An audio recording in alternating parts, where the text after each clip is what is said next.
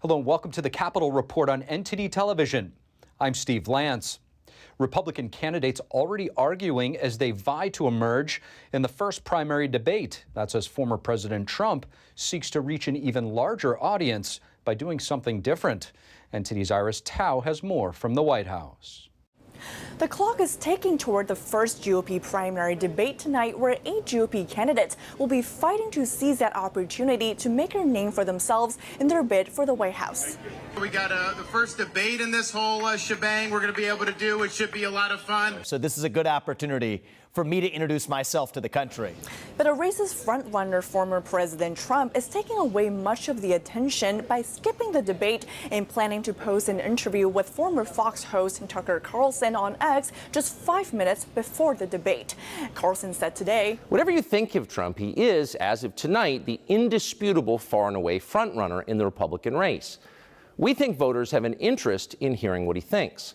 Despite not being on the stage, Trump will loom large over tonight's debate. And his campaign, touting his influence, says his team will be tallying the number of times President Trump's name is brought up. And that's as GOP candidates are already fighting before the debate, as former UN Ambassador Nikki Haley criticized entrepreneur Vivek Ramaswamy as lacking awareness of the Chinese threats, and citing his comments, Xi Jinping will not go for Taiwan until the end of my first term.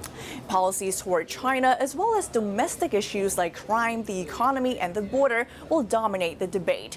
But a Democratic National Committee today lashed out at all GOP candidates. A bag full of MAGA apples, and they are all rotten.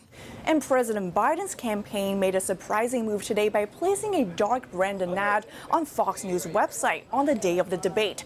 Biden's campaign manager says the move is to reach out to more voters.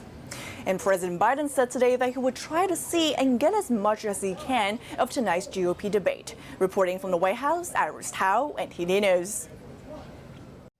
And to get instant post-debate analysis, join me this evening tonight at 11 p.m. Eastern Time, wherever you watch NTD. We'll have an excellent panel of experts ready to break down what the candidates are saying and what it ultimately means for our country. And more surrenders at the Fulton County Jail earlier today in Georgia. This ahead of Trump's scheduled surrender tomorrow. All 19 co-defendants are charged with conspiring to overturn the 2020 presidential election results in Georgia. NTD's Melina Wisecup has some updates for us on the ground. Melina, what happened today? So Rudy Giuliani, which is a former Trump lawyer and the former mayor of New York City, did surrender here to this Fulton County jail this afternoon. The process was rather quick, in and out, much of what we've seen for other co-defendants as well. He did have his mugshot taken. His bail was set at $150,000, which is slightly less than former President Trump. He is nearly charged with as many counts as former President Trump. He's charged with 12. Trump is charged with 13. Now, remember, Rudy Giuliani was on the front lines here in Georgia challenging the election results. For example, he did attend a legislative session here in Georgia where he presented to legislators what he said were examples of election fraud in the state of Georgia. Now, after leaving the jail, after surrendering, he did come to speak to reporters. He did not seem regretful at all about challenging those election results. He did say that he believes the district attorney is violating constitutional law. So we'll show you what Giuliani told a huge crowd of reporters after his surrender, as well as what his lawyer told me about their defense strategy. Watch. She has violated people's First Amendment right to advocate the government, to petition the government for grievances, like an election they believe was poorly conducted or falsely conducted. People have a right to believe that in America. If you need to know what this is all about, the FBI stole my iCloud account. And you know when they went and stole it? The day that I began representing Donald Trump 4 years ago. Sir. You know when they gave it back?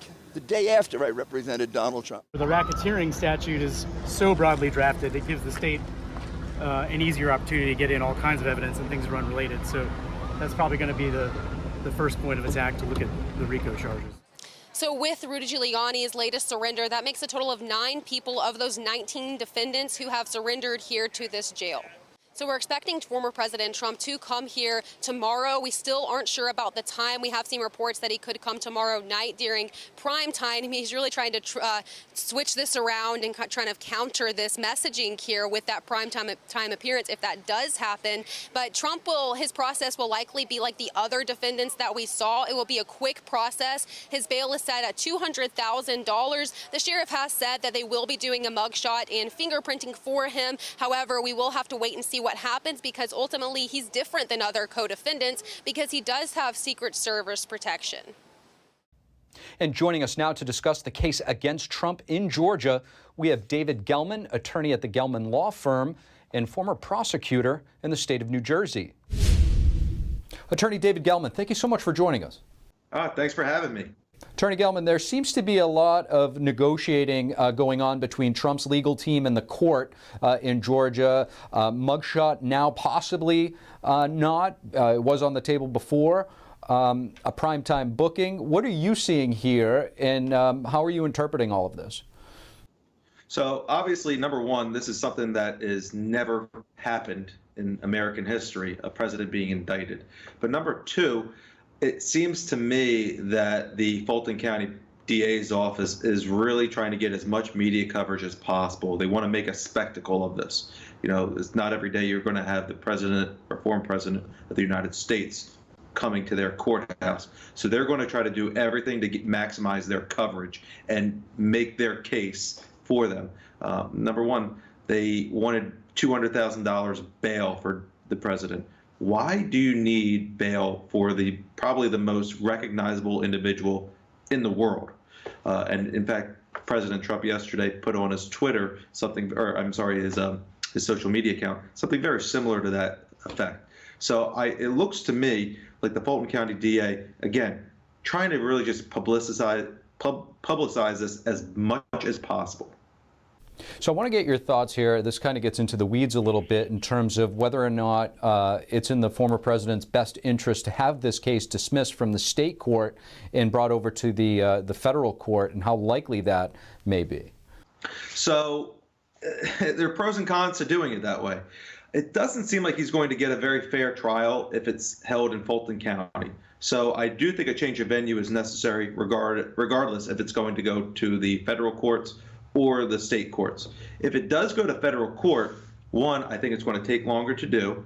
But number two, there's certain rules that need to apply that in the event it is sent up there. So these allegations that are against the president, were they being done while he was the commander-in-chief, or were they done while he was in campaign mode?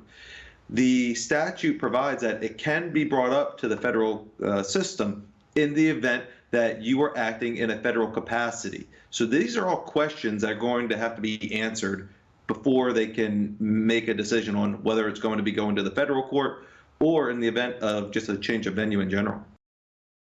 It's an excellent point, yet we've seen no motions from the former president's legal team as of yet. However, we have seen such motions from former Chief of Staff Mark Meadows, former DOJ official Jeff Clark's legal team. What's the difference in strategy here, do you think?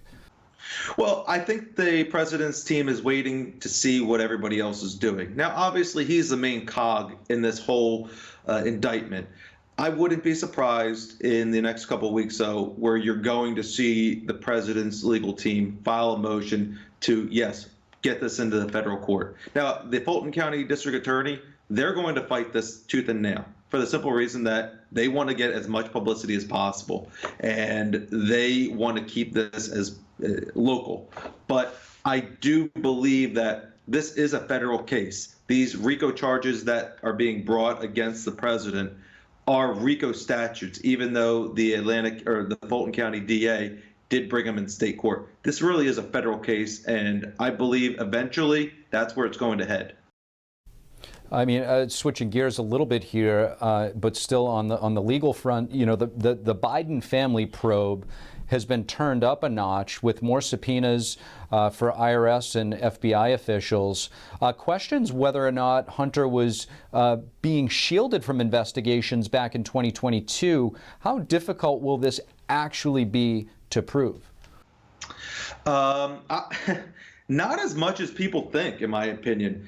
It seems to me that Congress has really clamped down on a lot of these communications, and you're seeing emails and text messages that are arising now showing that, one, President Biden did not have knowledge of everything, and number two, that Hunter Biden was exploiting this knowledge and exploiting his relationship with his father to different companies around the world.